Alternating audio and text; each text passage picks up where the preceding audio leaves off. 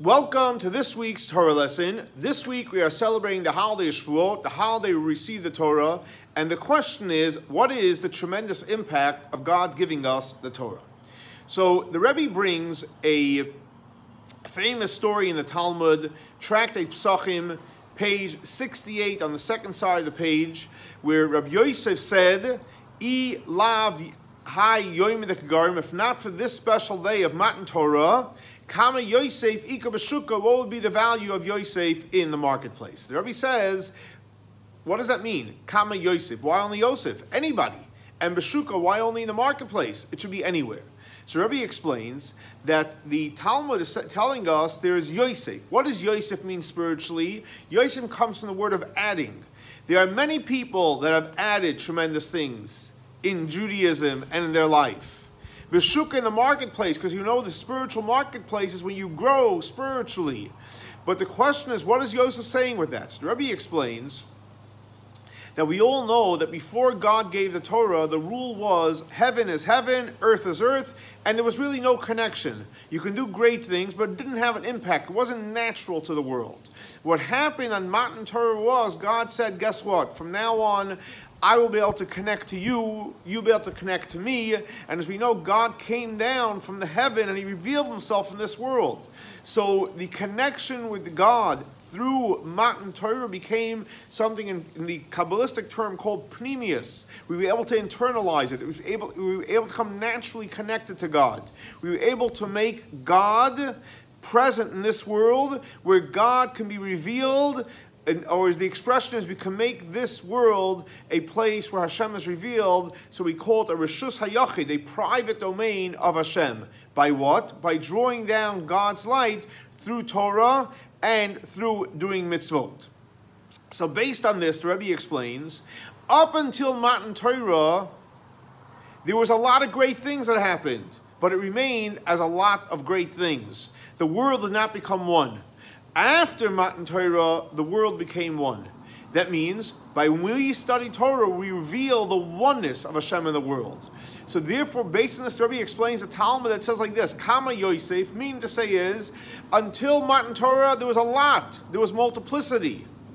There was a shuk. There was a marketplace, and it remained a marketplace. After Matan Torah, it's not multiplicity. There's only oneness. There's only one Hashem. And that's why Rashi explains, what Rabbi Yosef was saying is, that through learning Torah, I was elevated. What does that mean, through learning Torah is elevated? Because we know there's a big difference between learning Torah and doing mitzvot. In mitzvot, we know the 613 commandments, the 248 positive, the 365 negative. Why? Because mitzvahs were given to us the way we do mitzvahs in the world. So there's still a world, there's still a mitzvah, and that's why there's multiplicity, there's many mitzvot. The beauty of learning Torah is there's only one Torah, because the one Torah connects us to one Hashem. And when we learn Torah, we're able to connect to the one Hashem, and we're able to create a wholesome one environment where Hashem is one in our world. And that's why he says, Rashi explains, I was able to be elevated. And Rebbe connects this also to the Torah portion, which we'll be reading the following, Parshas Nasa. What does the Torah portion begin? Nasa Yisroish. That when a person learns Torah, that means you connect, you take the depth of Hashem's Torah, and you put it into your brain. Every time you study Torah, you think what Hashem is saying is, you literally get elevated, where you have a paradigm shift, and you start thinking totally different. And then you are Nasa, you're experiencing real elevation. And even if you have to deal with the world, because we know Nasa Yisroish is referring to the tribe of Gershon and Merari, which is part of the tribe of Levi, where they worked in the temple with a physical temple, but even working in the physical world, they were able to keep their head high. The way you keep your head high is by learning Torah, and by learning Torah, you'll have a whole different outlook at life. So to answer the question, what was the impact Torah did on the world? It took the world from multiple energies into one energy.